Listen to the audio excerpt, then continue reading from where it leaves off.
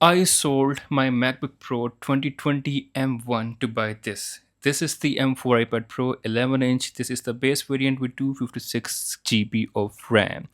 So there were a few things which I used to do with my MacBook Pro, like the browsing. I can still browse on this iPad Pro. This is the 11 inch.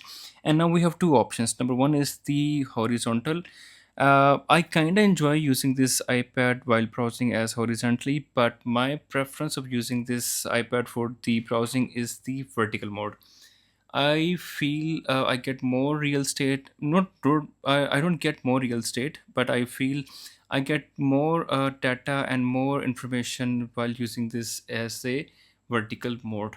And second thing is, if you click on this and look at the keyboard is more fun to use while using this. It has more details and somehow it looks cool to me uh, as comparison to the one which we have in the landscape mode, which has big buttons. I don't like big buttons.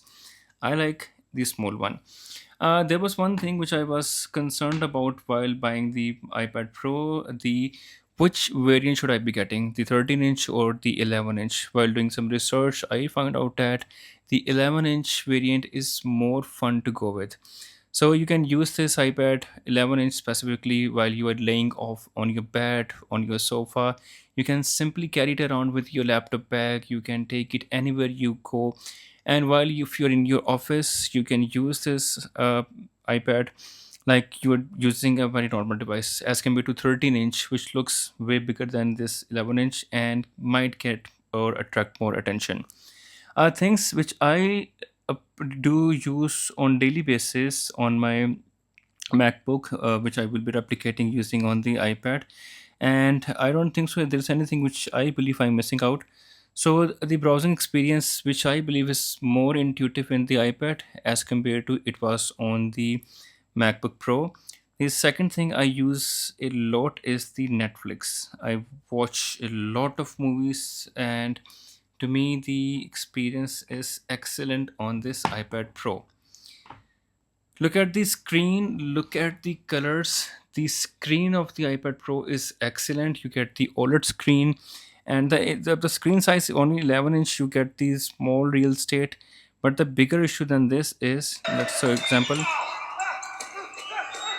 if I click on this, you will find out two things. Number one, the aspect ratio is not best in the world. You get the big black bars on both sides, up and down.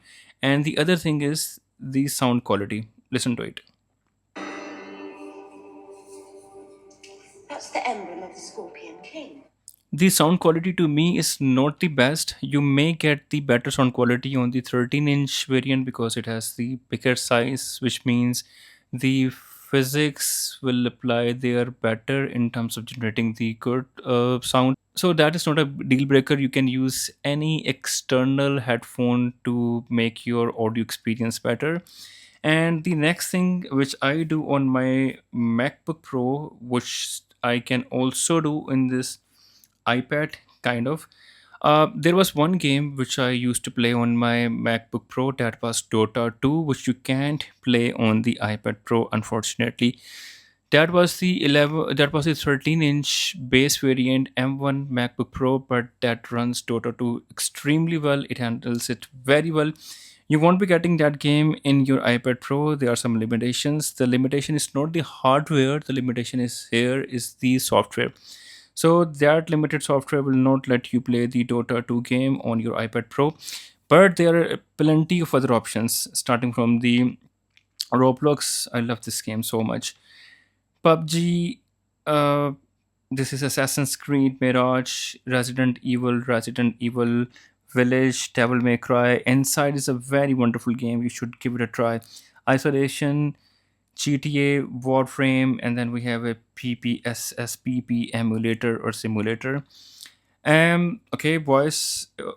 So the gaming experience in this iPad Pro is awesome. You get a very good refresh rate, but there is two things that you need to consider. Number one is uh, the heat generation part is real. When you're playing the game on the high definition settings, you will experience the warmness on your iPad, and after some time it will reach to a point where you start considering you should not be playing this any further. And the second thing is the battery. When you're playing the game on the highest possible graphics settings, you will experience the battery drain much quicker than anticipated. So you have to consider these two drawbacks while playing the games on your iPad Pros. Then I was using the MacBook Pro for my video editing. You can also edit your videos right on your iPad Pro. You have plenty of options like CapCut. I edit all of my videos on the CapCut. Then you also have the DaVinci Resolve. The DaVinci Resolve is very stable on the iPad Pro, and look at the colors, look at the everything. This is so cool. So also have the option of the Final Cut Pro. You can use a limited version, I would say, of the Final Cut Pro on the iPad Pro. If you want to have the full experience of the Final Cut Pro, you still need a MacBook Pro.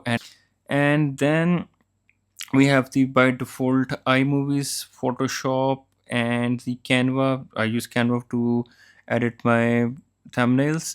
There's another thing which I used to do on my MacBook Pro.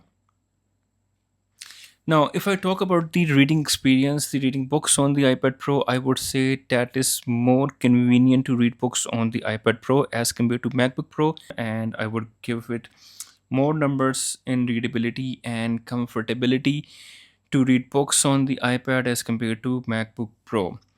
Then we get a good camera in the iPad Pro. The camera quality on the MacBook Pro was not as cool as we get in this iPad Pro.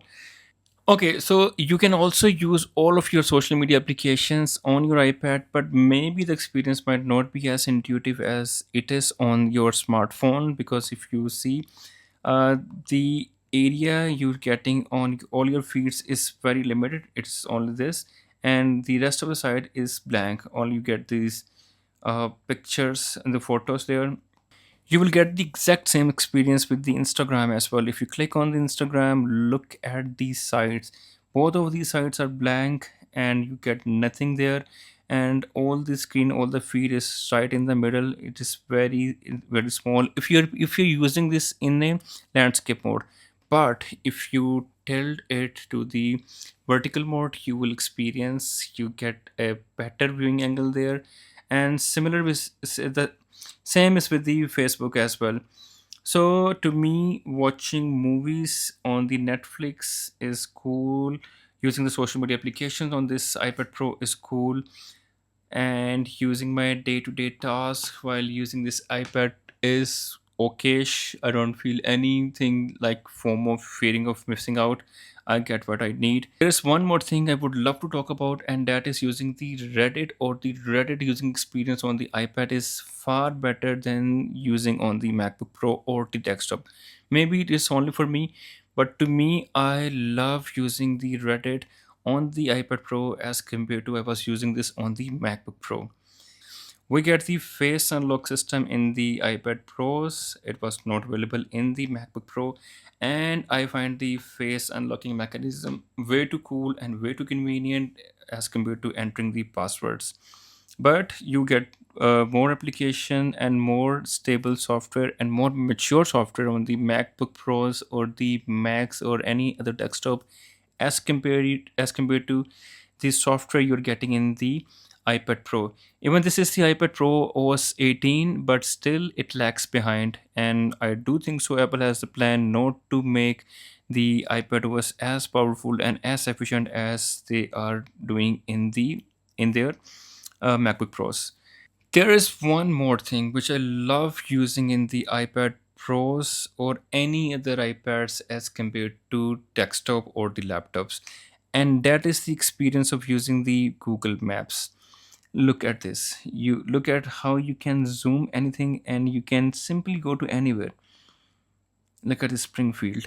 Come on, man. This is the best thing. And especially this M4 iPad Pro, this is so super fast and it gives you super smooth experience using this Google Maps right in your hands.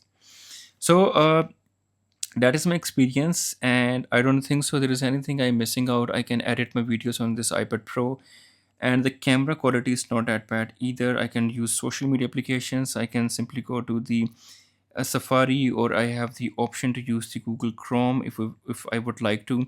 All the options are there. I can use the Chat GPT. The everything I was using on my MacBook Pro, I'm still using in my iPad Pro. But there is one downside, and that downside is the battery. The battery in the iPad Pro is not as promising as it was in the MacBook Pro. Rest is fine. I'm happy with my purchase.